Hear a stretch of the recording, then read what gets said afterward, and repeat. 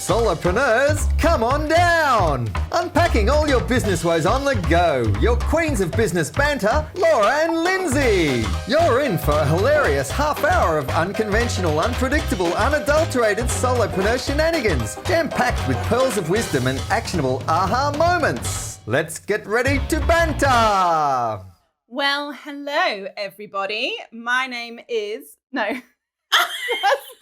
That's not how we introduce it. That's not how we do it, okay? That's not how we roll on this show. Okay, take two. Hello, everybody. Welcome to Banterpreneurs. Welcome to Banterpreneurs. She is Lindsay. She is an improv teacher, a creativity coach, and she has her shit way more together than I do. And she is Laura, a professional speaker and performance coach.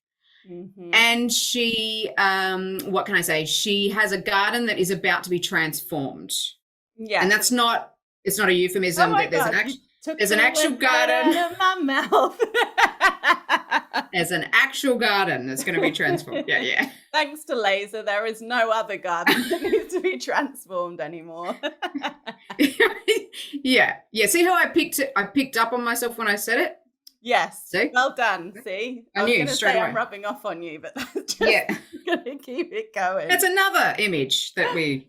Can I just let you all know that I've been having a really lazy day today. It's Sunday, and I've had a busy few days doing some gigs.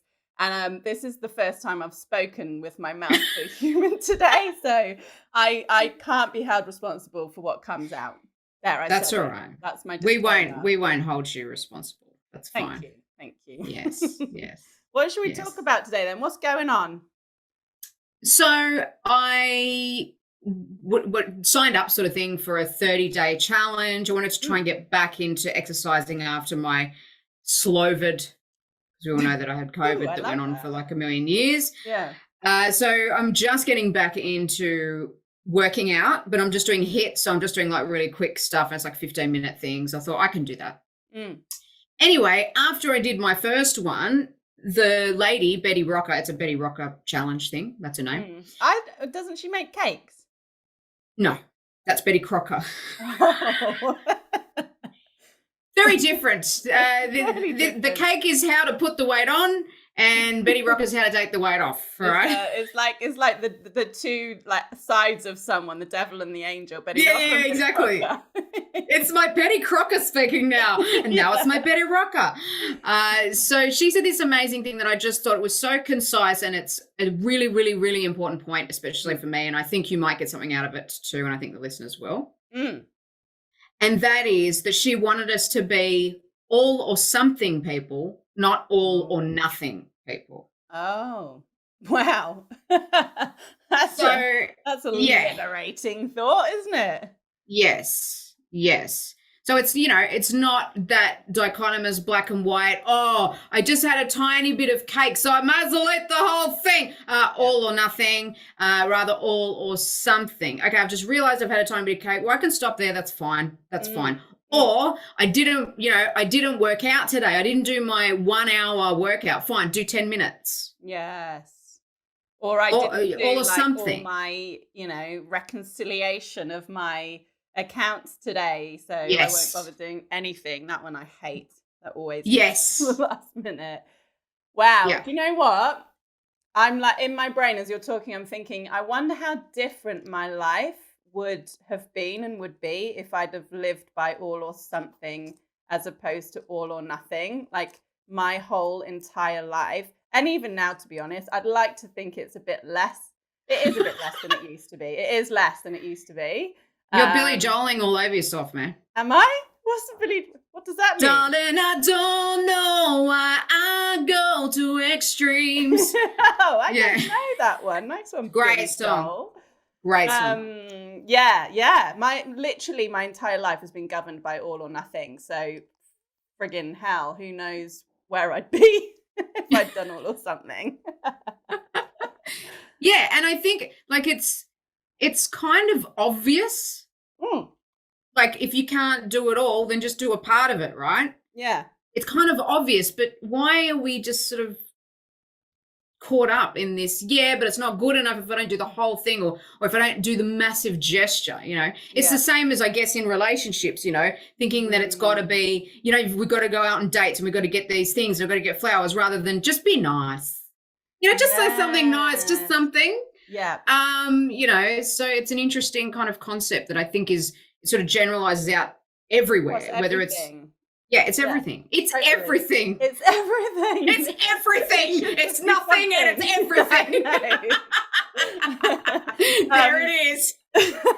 And also what just crossed my mind when you were saying about relationships as well is, I know that I have big expectations on my marriage. So even when you're in one, you know, like, part of me expects it to be fireworks and wonderful all the time, but it's not possible. Again, it's that all or nothing. And quite often, if it's not, and if I don't get the level of whatever I want, then I'm like, well, fuck you then, which is the nothing.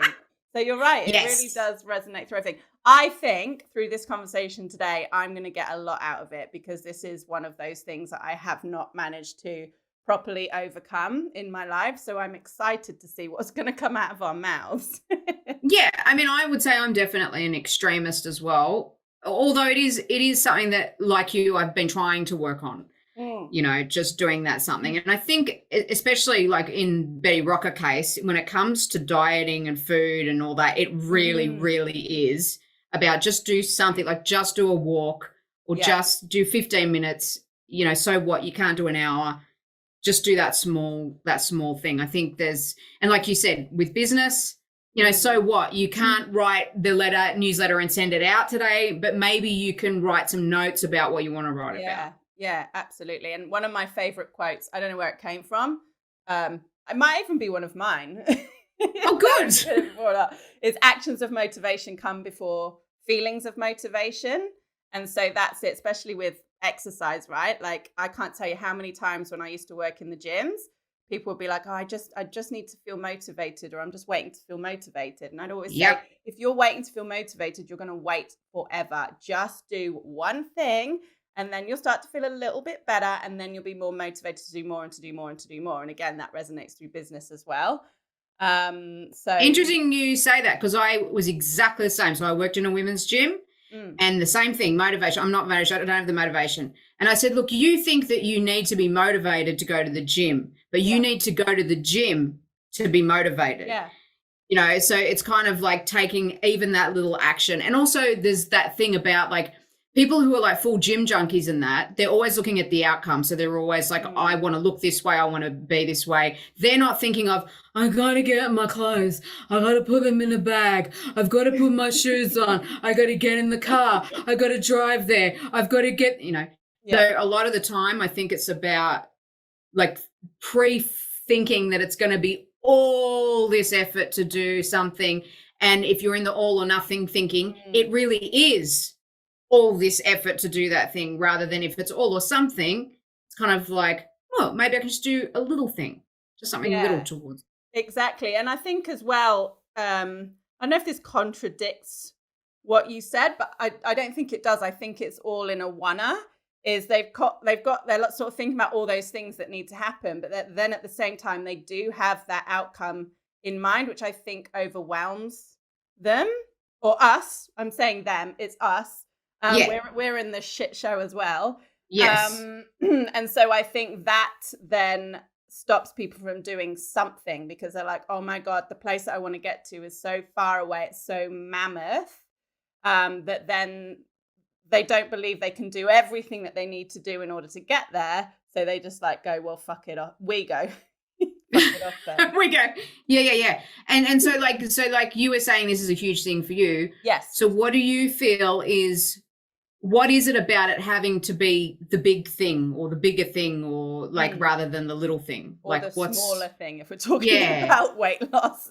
Well, for me, originally, the driver for me with being all or nothing was always wanting to be the best at everything. And so if I couldn't be the best at something, then I would just shut the door, and I'd go, well, I'll go and find the thing that I can be the best at then. So I actually closed a lot of doors before they even opened. and I never gave anything the time that it required. Yeah, the something. The somethings, because it was like, well, or I'd do the alls, I'd do all of the alls, but then it wouldn't get me the result quick enough. So then I'd go to the nothing. So it was all about wanting a quick result and a big, impressive result. That was, for me, why I was always all in or not in at all. Yeah, and it's interesting. So what is that? It's kind of like if we feel like the end result's going to be really impressive, we're more likely to sort of want to do it, right? Like yes and no, because then the whole thing of fear of failure comes in, right? So and then the overwhelm of it being too big or whatever. Exactly. Yeah. So or the story of so there's the fear of failure. There's a story, you know, that we kind of all seem to tell ourselves in our heads subconsciously of not being good enough. So if you're putting all in and you're not getting the result that you want as quickly as you want, then that story, you're sort of validating that story. It's like, see, told you couldn't do it, told you couldn't do it. And so then that pushes you back into your comfort zone, which is kind of retreat mode. And then that's when you then go nothing. Yeah. And move on to something else, or like stay in the comfort zone and eat chocolate. Yeah. I mean, my kind of affirmation for myself at the moment is like, if it's worth having in 10 years. Oh, yeah, but that's so far away, Lindsay. That thought was the mirror got into me. Because it's kind of like if you're not that committed to it that you'd wait 10 years to have that outcome, then you're not really that committed. Do you think? As far as I'm concerned, yes. I don't like this idea at all. Yeah. Yeah, it's kind of like there might be other reasons that you're doing this rather than for the thing itself. You know what I mean? So, so for me, it's like if you and I guess it's the same as like a soulmate or all that sort of stuff. If you're willing to wait 10 years, well, then you're really committed to that. Yeah. But if it's got to be now, to anything that much, if I'm honest, like I'm happy for it to still be around in 10 years, but I want it now. Yeah. I want it all. Yes. I want it all. I want it all. I want it now. Yeah. Is that right? I was just thinking, I was like, right. I really want to get involved, but I'm so nervous. What's the words? I think I've gone into panic at the very thought of waiting 10 years for something. I'm sweating. Oh, that's so funny. Yeah, look, believe me, I felt the same. I remember once I was going through a really, really, really hard time, and I was talking to a good friend, and he's a cop, he's a sergeant. And he's just one of these really patient, down-to-earth people. I like those people. And I was like, man, this is just, I'm sick of this. I'm sick of being a failure. I just want to be a success. You know, this. And he said, look, it's all coming together. In 5 years' time, you'll be fine, right? And I'm like, 5 years? But you know what? He was right. Was he? Yeah. Do you still know him? Can you tell him that? We don't tell people enough that they were. No, I don't actually speak to him anymore. But that's for different reasons. To phase him out. That's for different reasons. But I have definitely taken on board his advice and doubled it. So like if it's worth doing, so if I want to be the queen of online improv, which I feel that in my heart that I am, then that's worth doing for 10 years. It's worth waiting for, you know, because that's something that I'm really, really congruent with and I want to do and I want to be, and I am in my own heart, you know. So whereas things that are kind of more frivolous, you know, you think you might really want it quickly and stuff, but it's just because there's some other thing, there's some other payoff you're getting, like being impressive or, you know, thinking that other people are going to think you're successful or, you know, all that kind of stuff. And actually, you've definitely touched, and I can tell you because I'm having a physical response to this notion. I'm sweating, and I feel like my chest is a bit tighter. Or maybe I'm just hormonal. I'm not sure. But I think you've touched on the second reason why I'm very all or nothing, and what I think I've more transitioned into. Now I think I've managed to overcome this need to be the best, and I've worked very hard on myself to just be me and know that that's good enough. So I'm happy to report I think I'm pretty there. Yeah. But what this has turned into now is this time pressure. And this is something I see a lot with people in our age group as well. I think I've just turned 40. Lindsay's also in that vicinity. 45. She disclosed it. Yes. Yes. I'm 5 years. I'm that 5 years that he was talking about. Oh gosh, yes, you're me in 5 years. No, I think solopreneur of the future. I think you'll be further along than me in 5 years. Let's put it that way. Well, you can have the queen of improv space. That is 100% the space that you are and should be in. You are a queen in my eyes, love. Thank you. So yeah, I think what I've seen anyway, with friends and people I work with is around this age, we do quite often freak out because, this is like the future that we've been planning for feels like it's kind of a lot closer than before. And we're getting to halfway. We're getting to halfway point. Exactly, right? And we feel like we should have achieved more by now. We feel like we should have our shit together more. And so I think that then puts a lot of pressure on us to be more than where we're at, to not wait. And I know that's the same for me. It's like, okay, and I know that. I think it all the time. It's like, well, I want to have this for my retirement. I want this for my retirement. That means I've got to do this right now. I would also just like to put out the fact that I do like doing lots of things. But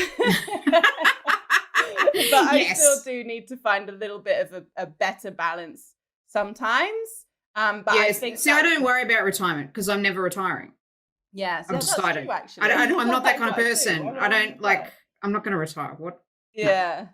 Well, and also I just want to be able to, the big thing for me is I want to be able to support my family, like my parents, not mainly, my husband, but I want to give back to my parents because they gave me a lot when I was young and even still now. And then, set my current family up as well for the future. Whereas I've learned firsthand that going all and wanting everything now doesn't work. No, it doesn't, man. I've tried it a lot. And I a lot of pressure too. Yeah, I'd be so much further on than I am now if I had gone all or something instead of all or nothing. I always wanted to be over there rather than just being here and taking the best action that I could here and in the moment. So I know it doesn't work. Yeah, true. And same here. Finding myself. Same here. And I don't think it's just you and I don't think it's just me. I think it's probably everybody would. Yeah. If they were truthful about it. Yeah, definitely. I know this is going to resonate massively with our listeners because, like I said, I hear it every day.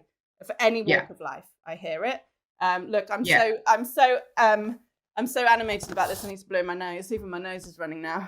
I'm a mess. all the liquids are happening. I'm having a massive physiological response right now. Yeah, and it's not just a small one. It's an all or nothing response. Yeah, exactly. My body's like, where can we expel liquid from? Let's do it. Yeah. Where does it all come from? That's what I want to know. Honestly, like when you get a cold and that, how does it? Honestly, that's for another podcast. But I don't know. That's something that I would like to, do some scientific. Someone's probably done some scientific research. It's not really a groundbreaking. Like mucus, okay? An expert in mucus, like what do they got to say about this? Like where's this coming from? On it, I'm sure. Actually, that's a really good point because academics, for example, if you were an academic, 10 years is nothing. That's like true. if you're studying or you're doing research on something, it takes 20 or 30 years really to get to the bottom of certain phenomena. Yeah. You know what I mean? So I think as well there is maybe this expectation in this space of solopreneurism, if that were a word, and if it's not, it is now. Like there's that expectation of speed. Yes, that's so true. And actually, I think that the internet doesn't help us with that because even though I know that a lot of these people I see on Instagram or whatever, they're only showing us what they want us to see and it's not a reflection of the truth. it still talks to that part of me that's like, I want to be where they are, even though where they are is probably where I am, in their pajamas. Yeah. You're not seeing them like in the fetal position in the shower, like just crying about their life. You're not seeing that one. Yeah. Hey, why do you think I built a big shower when I moved into this house? Totally. I don't, but even though we logically know that, everything isn't as it seems, it still subconsciously, I think, talks to all those fears that are constantly lurking and waiting to be validated by anything that they can find in the external world. Yes. So I want to flip the bird to social media for that one.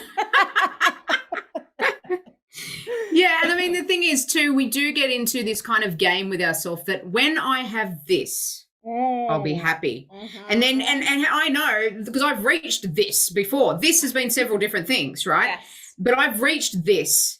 Like, for example, and I've spoken about it before, that big gig at the State Theatre, my big hoo-ha gig. Oh, wow, I've made it, blah, blah, blah, blah, all this. Next day, one person out of 2,500 people decided to email me and say what an asshole I was. What? Okay. Why are you an asshole? Well, what was their reason it was a for that? stupid thing to do, but I was very overcome. I forgot to introduce my guitarist, who happened to be my husband.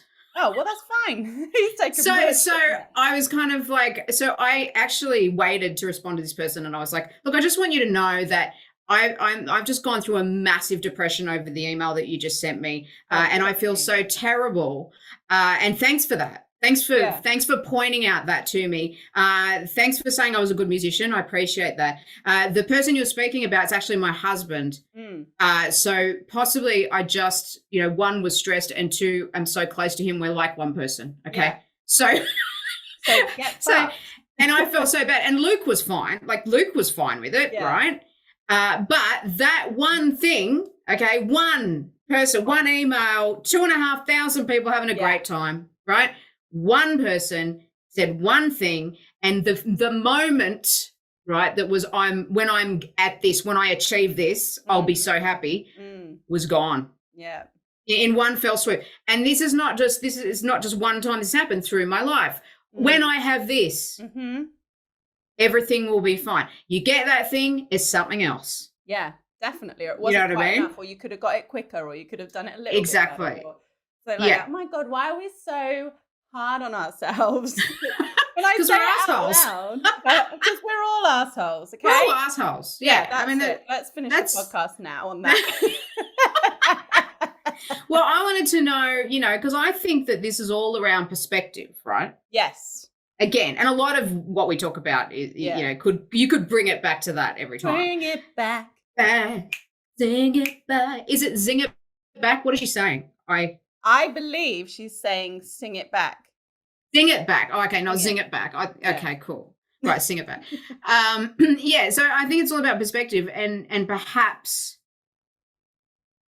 like having that perspective about time in a sense. Yeah. As well.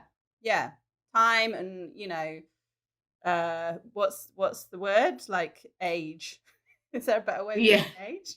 Not age, like, because we got the ages. We do, even though we haven't, completely overcome this, the fact that we are a little bit older, we've got better perspective on it. We're kind of aware of it. So yes. I think, that kind of helps a little bit, I think. Yes. Which actually makes me think that maybe we should have a word with Aunty Pearl. What do you reckon? Now, I hope she doesn't hear this, but she is the most mature member of our experts. Yeah. And she's lived a bloody good life. So, a long time. Yeah. I think if we're talking about age and wisdom and perspective, I reckon she might have some pearls. To share. What do you reckon? Yeah, cool. Yeah, I reckon we should get her in. Guys, she around? Guys, let's get her in. Let's get her in. All right, so we are live crossing now over to Aunty Pearl's living room. Hey, Aunty Pearl, how are you? Oh, hello, dear. I'm just having my my lavender tea, just to calm me down a little bit. Is it nice though? It sounds rather perfumey. It's lovely, dear, and I made a batch of lavender scones to go with it as well. It's lovely. I noticed you say scone and not scone. Is that official? Yes. I'm afraid I don't have the proper Queen's English. Well, I don't know. I come from the Queen's, the motherland, and I'd say scone. So I think. We'll there you go. Yeah, that's all right. Actually, scone might be American. Is that right? Oh, okay. Yeah. Well, then that's not real. Yeah. No. Well, that's right. Yes. Anyway, before we go down that road. Yes. We wanted to bring you in actually today, Aunty Pearl, because Lindsay and I have been talking about.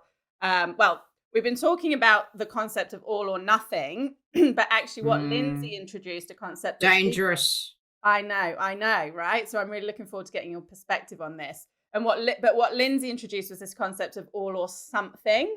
And so we've been talking about, how this all or nothing thought process has driven our lives and our decisions to date. So yeah, I mean, I don't really need to go on anymore. I just love to hear what your thoughts are on it, and if you've got any pearls of wisdom, because I still have this issue, please, Pearl. So can you fix me, please? Oh, no pressure. No pressure. There's nothing to be fixed, my darling. You're perfect as you are. Oh, thank you. Actually, that is something that I do tell myself every day, but clearly I need to embed that a little more. You forgot today, I forgot today. It's Sunday.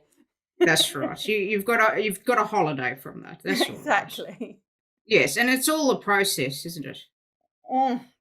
Yeah, and apparently that's what we have to enjoy, right? Is the process and not the destination, which I guess is possibly helpful in what we're talking about. Yes, I think so, because, the process is always the funnest part, really. Like if you think about, if you're putting together a big birthday party or something like that and you're excited and you're putting it all together, when it actually happens, it's never as good as the process of putting it together. It's always a bit of a letdown. That in my experience, that's what I've seen anyway. Whereas, sometimes someone will just come to the door unexpectedly and ask you out on a little jaunt, and you just follow that little impulse, that small impulse. That's actually very true. Some of my best nights have been exactly. Yes. Ones. Yeah, good point.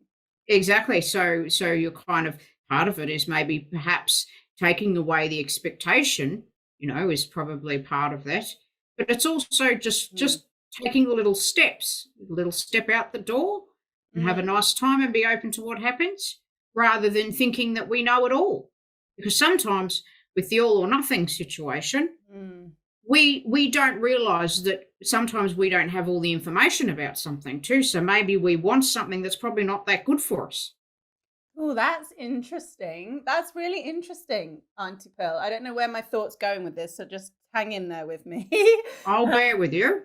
But I feel like it's sparking a little light bulb in my brain, because I think this is the problem, which is what you're talking about, I think, is that we have these expectations, and so we're pushing the result, we're pushing what we're expecting or what we want.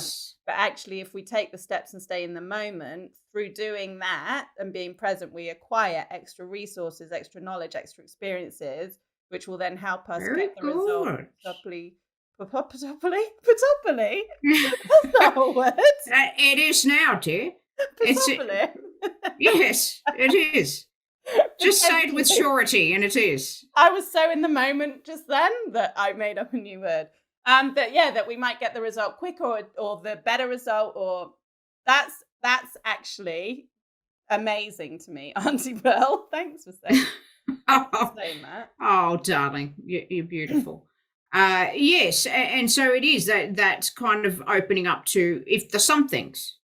Yeah. And I think appreciating the value of the somethings, right? And knowing that, like, if we were a toolbox, every little something that we do is an extra piece of an extra tool that we can then utilize to achieve what we want. Exactly. But if we made the assumption that it was going to be a specific type of toolbox and that it wouldn't be complete until it was that toolbox. Yeah. We might not get the amazing toolbox that we would get if we didn't have that expectation. Yeah. Wow, that's like mic droppy. I'm having a moment here, Aunty Pearl. I really I genuinely am. Like, for me, that's really helpful. I can't wait to discuss it with Lindsay, actually, whenever. I don't know where she's gone. But she does get around a bit, doesn't she? She's always off doing something. Yeah, enjoying the process, perhaps. Yes, enjoying the distractions of life. Yeah, exactly. Is our Lindsay, yes. Exactly. Yes, well, I think that maybe that's something to have a think about. And also, when you get to my age, not much matters as much as you think it does at the time. So things that we think are very, very important when we're 40, if we can go, how important will this be to me when I'm 95? It's probably not going to be as important. That's a really good point. Like, I guess we're talking about sweating the small stuff, right? Yes. Like now, the thing that is stressing me out, I probably won't even remember. It probably next week. You won't. To be honest, I probably won't. You won't. 95. Yes. Yeah, it's nice to get that perspective. You've got a few years on me, Aunty Pearl. So it's nice to hear from your experience, that it doesn't matter so much. What you think does matter. No, that's right, dear. And everything that we make so important to these goals, or things that we need to have to make us happy, or think that we're going to be happy. A lot of the time, they're kind of trends or whatever. They're just little things at the time that we might think. Whereas when you're 95, you can sort of look back and go, you can see, of course, 20/20 vision is retrospect, but you can see those things that were important. And most of the time they're to do with connections and relationships and things like that, And do you find that the older that you've gotten, not saying you're old, but as you've gone, I'm pretty old, dear. Okay, fine. I'm not in denial about this fact. Okay, good. I didn't want to offend you. But would you say that then, as you've gone through your years, you've realized this even more, and you've focused more on your relationships and your connections and being in the moment and enjoying the process? Yes. It's like that lavender tea, dear, you want to pour the tea, but you want to enjoy every sip. Oh, that's excellent. And not down it. I down my drinks even. I'm more than nothing. Yes, it's about the result, yeah. So it's the process. And that's something that I had to learn quite a long time ago. When it came to food, I had a bit of an interesting relationship with food. But when I slowed down and I made myself not be distracted by things while I was eating, and I was able to sit and really chew and really savor each bite, it did help me to not eat as much. So, I think that there is something about being satisfied with the smaller things. Yeah. I think it makes you happy, dear. I'm thinking rude things now, Aunty Pearl. I won't say them to you, though. It's not appropriate. And can I just apologise, because Tony, my little dog, is in the background agreeing wholeheartedly with everything that you're saying. Yes, I heard the little sweetie there. I heard him. He's very sweet about, when his mummy has a light bulb moment, he gets quite excited. So yes, yes, he's lovely. He is lovely. Well, look, I will let you get back to your lavender tea so that you can enjoy every sip. But can I just say from the bottom of my heart, thank you. That has been, I think, one of the biggest pearls of wisdom that I have received in a long time. So I'm very grateful to you, Aunty Pearl, for taking the time to chat to us. Oh, and remember, my darling, you're just beautiful, as you are in this moment, and you don't need anything else, because you just are. Okay? Even in my pajama pants with a sweater. Even in your pajama, yeah, and everything. Okay. It's a miracle you're here. You know the amount of sperm that didn't make it? Oh, that's a very good point. Yes. So you're a miracle, dear. As are you, Aunty Pearl, as are you. Thank you very much, as we all are. All right, I'm going to go and watch Taggart now. So. Oh, excellent. Well, enjoy your tea, and I'm sure we'll see you soon. Thanks, Aunty Pearl. All right. Thanks for talking to me. Sorry, I missed Pearl. Where the hell were you? Oh, well, I was like totally like intending to come back, but then when I was going to see if they'd got Pearl, I noticed a basket of washing I was supposed to put out before. There's like 2 hours sun. So it's like, I'm putting it out. I've got to do it now. I'll just do it. Oh, like, you got lost in the It's not going to get completely dry, right? Because it's only 2 hours sun. Yeah. But it's better than nothing, right? You did something. Well done, my friend. Whoop, whoop, whoop, whoop, whoop. Well, look, I can't tell you off for practicing what we're preaching. So, oh, good. Welcome back. But I got to tell you, you missed a perler. I had like a genuine aha moment with Aunty Pearl. So she was talking about letting go of expectations and just taking a step and enjoying the process, which is something that we say all the time. But then what she was basically saying was that you in doing that, you get new information and you have new experiences. And then that allows you to either get a different outcome that you didn't even know, existed, or maybe you get your outcome quicker. Maybe you just have a bit more fun on the way to the outcome. But I've never thought about it before in terms of this enjoy the process, is the fact that you are, like I said to her, it's like you're putting more tools and resources in your toolbox along the way to then help you get that result. And for me, that's really, really helpful. Awesome. Fantastic. Yeah, that's awesome. And especially the bit about like more information kind of thing. Yeah. I imagine it. Actually, I did write something for LinkedIn a while ago, and I was saying about how our brain is a bit like Bunnings and how we need to keep all of the shelves stocked so that when we need to solve a problem, we've got all these resources available to us, right? If we went to Bunnings and the shelves weren't stocked, then we wouldn't be able to get the result we wanted. And actually, that's just come into my mind when I'm thinking about Pearl. It's that exact thing, right? So if we're in the moment, taking things step by step and really enjoying the process, we're stacking our Bunnings shelves our mind so that we're able to get the result, but also solve other challenges and have more enriched experiences along the way. Yeah. And the interesting thing is the other flip side to that is when you're not in the moment and you're not doing the somethings, you expect to build a house with no tools. Yeah, exactly. It's going to come crashing down, my friend. I think that's what they did with this house I'm living in right now, actually. Master build, yeah, art may become reality. So I think, I don't know whether there's anything else you want to say about this, but for me, that's a massive learning, is taking every step as it comes, but knowing that in doing so, I am like preparing in a sense, just enjoying and knowing that about the process actually makes it way more exciting for me. Interesting. And that's the somethings, isn't it? The process is the somethings that Betty Crocker's sister, Betty Rocker, about is every something that you do, you're putting something on your shelves to then help you and solve an issue and ride a challenge and have more fun. Yeah, definitely. Well, I think we'll just drop the mic there. I mean, you just said it. You said. This is why I love this podcast. We don't know where it's going to go, and most of the time, I get loads out of it. So do I.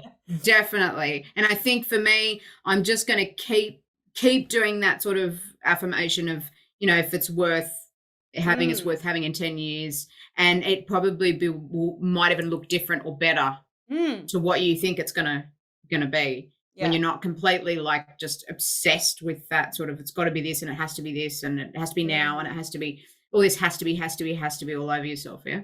Just do something. That's right. Just do something. Bye. You've been listening to Banterpreneurs. If you have a question for us to answer on the show, submit it on our website at banterpreneurs.com. And if you liked what you heard, give us a review and share the love with a fellow business mate. See you next week for more solopreneur shenanigans.